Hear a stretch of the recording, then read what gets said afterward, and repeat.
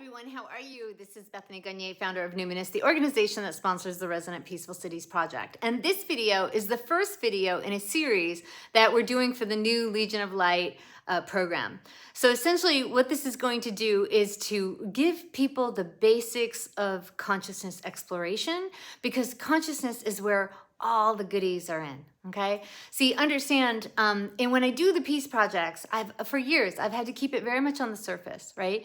But there's a whole kind of method behind our protocol.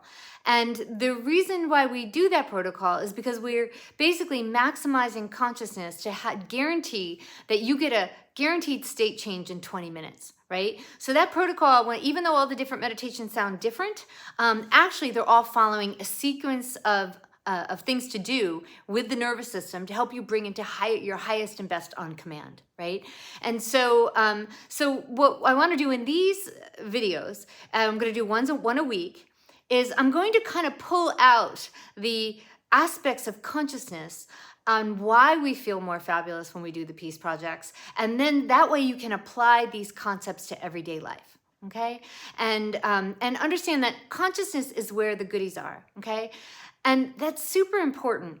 Someone sent me an article the other day that was about the level of addiction in our society. And by the end of the article, I was just kind of overwhelmed, and I thought, oh my God, how are we even surviving? How are we even functioning as a society after I read the statistics in this article? And it basically said that every one of us knows somebody in the throes of addiction.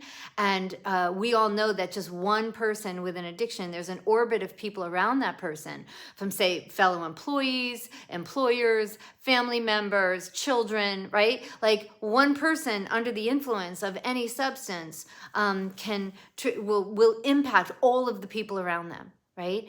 And then, and certainly we've seen a lot of fentanyl deaths, right, in the last few years. Now, and it doesn't matter whether it's drugs, whether it's food, whether it's gaming, whether it's alcohol, it doesn't matter. But what's happening is everybody is going to those substances because they're looking to replace a portion of themselves that they've eclipsed out, right? And so let's put it this way. You are this infinite being. You, think about when you take your last breath, you're going to trip into this crazy love, this pure positive energy. And most people who come back from near-death experiences will talk about the ineffable love. Like they always say, the love, I can't even describe the love. It's indescribable. It's ineffable. You can't say just how loving, what the type of love is. It's beyond this world. In fact, sometimes people come back from a near-death experience and are depressed. It's pretty significant, because they had become so expanded and the love was so amazing. And then they're like, and then their filters kind of come back here and they're kind of look around, they're like, damn, like, and so understand, like, that's the truth of who you are.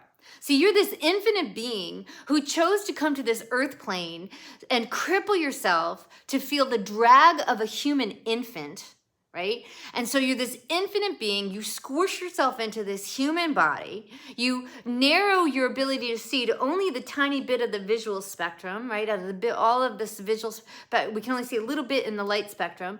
And in the auditory spectrum, we can only hear a small band in the auditory spectrum, right? Literally, we can only feel a small band in the feeling spectrum as well, right? And so the idea is that, like, we come and then we cripple ourselves into this human body. Then we spend years looking up at people who've forgotten about who they are, right? And then we start to feel really super limited, right? And then life happens, because it happens to all of us. Nobody gets out of this life unscathed. Something will come to challenge each and every one of us. And if we feel as though we're not enough, or we feel as though we can't handle it, our first instinct, or not our first instinct, but a common instinct is to reach out for a substance to change our state, right? Now, it's totally interesting. I mean, it's totally understandable why we do this, right? I've worked with a lot of people in therapy and rehabilitation, and I've worked with a lot of them, and I absolutely love working with them, by the way. And the reason why is because these are people who knew deep down in their gut that they were supposed to feel better than they were. And many of them, unfortunately, destroyed their lives wanting to feel better, right? And so I love the fact that when people are at that point, they're going, yeah, I want to feel better. I do, right? And they're willing to take the journey within to feel better, to find the gorgeousness within. And they're willing to maybe stop doing the gaming or whatever it is, and to forge that journey, right? Like, to me, that's a magical nexus point, and I actually savor the precious times I get to work with people in those points.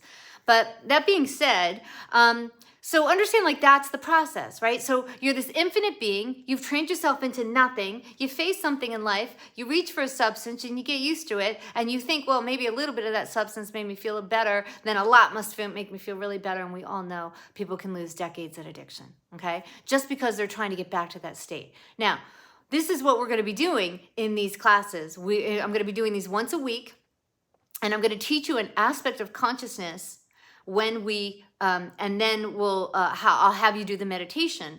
And the meditation is going to teach you a consciousness skill while we bathe the planet and while we apply the skill in our own lives. Okay, does that sound like a plan? All right, so the first thing that we're going to do is we are going to start learning to focus on our locus of awareness, our locus of consciousness. I sometimes call it a wheel of power. And it's really the nexus point between the physical body and your spiritual body. And so, the Course in Miracles, there's a line in the Course in Miracles that says, basically, if we identify with the body, you will feel depressed. Like, anytime you identify with the body, you will feel a depression, right? Pretty much. I mean, absolutely, eventually, you will feel depressed, because that's not the truth of who you are. And this is what Jesus was constantly trying to tell us when he was constantly saying, there's this kingdom of heaven within, right? Or there's a pearl of great price, right? My Father has many mansions, right? And he's constantly saying, be in this world, but not of this world, right? Because being of this world isn't who we are. We're these spiritual beings having a journey here, right? And so the game, how you get back into the fun of being here, is to remember who you are and to play in those heightened states of consciousness, which is where we're going to return to at the end. So we might as well have them now. My attitude is, why wait? Let's go, right? So that's what we're going to be doing. All right, so we're going to begin with our locus of consciousness. And the way that I'm going to have you practice this week is we are going to have you start practicing becoming aware of where is your locus of consciousness and maybe what kind of effect if it's having. But this idea that to know that, one, you have a locus of consciousness, and that nexus point is wherever that is how you're experiencing the world. And then what changes can happen when we become aware of our locus of consciousness, and then can we point it in different directions to get effect. So for instance, in Eastern medicine, there's this concept of wherever the mind is, the blood is. Wherever the blood is, the chi is, right? So, when you do body scans and you say, okay, they say, oh, relax your foot, relax your leg. That's your locus of consciousness. Now, I don't want you to get disappointed right there thinking, oh, that's all it is. Oh, no. The body scan is only beginning of your locus of consciousness, and most people have no idea of the magic of what's really going on there, because over these next few weeks, we're going to be taking that skill and bringing out its richness, okay? But this idea that we're going to begin by anchoring our awareness in our feet, take a few breaths, and on our exhalation, we'll kind of send our awareness down into our feet and practice the discipline of being able to take our locus of awareness or consciousness and plant it somewhere and be able to keep it there for as long as possible.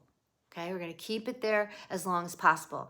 For almost all of you, your first instinct is going to be to pull up out of the body, and you might be in an all-out inner war with yourself when you start this. It's how I started. I've seen people do this with a biofeedback instrument. Like, it's just what happens. So go easy on yourself. If you're popping in and out of the body, no worries. You just know that that's your starting point. Okay, but the idea is we're calling in for the order. We're pulling in that locus of consciousness, and we're coming into command of that consciousness, because as we come into command of that consciousness, we're coming into command of the mind. And by the way, you're coming into command of your happiness, right? The reason why I say that is because an undisciplined mind is an unhappy mind, and a disciplined mind is a happy mind. So sometimes I would go work in underserved schools, and I would be brought into the classes where the behaviors were just like the worst. Like, that's why I would be called in, because the classes would be that out of control. And people would say to me, well, these kids, they come from homes and they can't, they can't attend that way. You can't ask them to do that. And I'd be like, absolutely, I'm going to ask them to do that, because I know that by them coming into command of their consciousness, then they're coming into command of their happiness. And there's just that to me, that's fundamental skill number one in anything, right? And because you're going to come to realize over the week that a disciplined mind is a happy mind, right? A stilled mind, we automatically become happier right when the mind gets stilled. See, when it's jumping, it's going all over, and it's getting plucked out of the body to here. That's what anxiety is too, constantly leaving the body, plucked out, right? That's when we're miserable, right?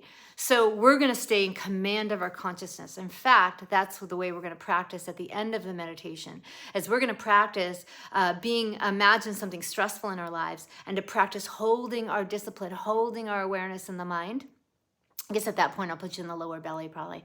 And can you see something outside of you? And you're going to say, nope, I'm not going to allow my consciousness to leave the body. I'm going to stay anchored right here in my lower abdomen, and let everything else happen as it may, right? And what happens is you'll find that as you do this, you start moving into this really, it's a detached yet resourceful state, okay? And by the way, this is how you solve any addiction problem. Because understand that that's what addiction is. Addiction is your locus of awareness is hemorrhaging to the sub. It could be food, it could be gaming, it could be anything other than where you are. Understand that that's what addiction is. So you could be upstairs sleeping in your bed, but you're thinking about the cookies in the cabinet in the kitchen. That's because a portion of your locus of awareness is actually with the cookies in the kitchen, right? So you'd pull that back into your body, anchor it down into the abdomen, and then work from there. Other thing too, if you have a trouble with eating, right, overeating or anything, then as you're eating, put your hand on your abdomen, and to be able to bring your locus of awareness down into the abdomen. See, the reason why people overeat is because they don't feel, they're not feeling what's going on. Their locus of awareness is out of the body, so they're just chewing up a storm, and and that soothing is a calming. That chewing is a calming, by the way, and then the overeating is a calming. Right? So what if you can just do a calming without the overeating and the chewing, right? If you can move into that beautiful state and not have to be sending your power to a substance, sending your power to a food, or sending your power to alcohol, that's just the beginning. That's just the beginning, a doorway of how consciousness in everyday life is a powerful tool. And I've been doing this work for 30 years. I started a class around... it was 6.5 years ago. It was supposed to be 4 months long. And as a class, many of us are still together exploring consciousness. Like, this stuff never gets old. It only gets better.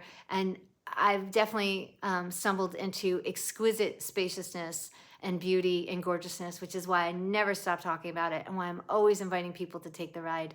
And so I'm kind of excited about being able to work with y'all once a week, give you some real solid, basic core stuff that I know is going to move the dial, and then I'd love to hear any responses as we go along. Now, as we go along, you may want to start studying a little bit more, and I'll be offering classes down the road. But this series is a really good. You're going to get a lot out of it. In fact, at that point, I would really encourage you, if you know any meditator.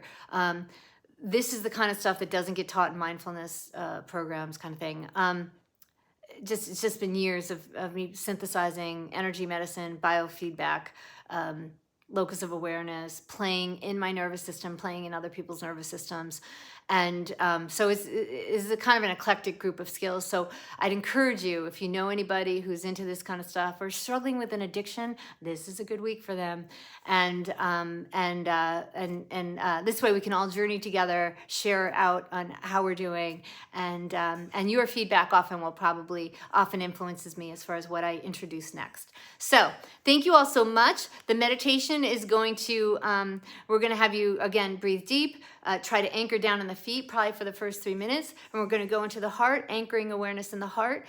And then we'll probably bring in a light. Then we'll kind of become aware of the space around the body. Then we'll kind of expand out to the globe, always remaining as relaxed as possible. That's key. You're going to find that as you're trying to nail down your consciousness, kind of like come in command of it. Instead of it running you around all the time, you're going to start saying, no, consciousness, I want you to plant there. it'll create a tension in the body. So you want to always be striving to be as relaxed as possible.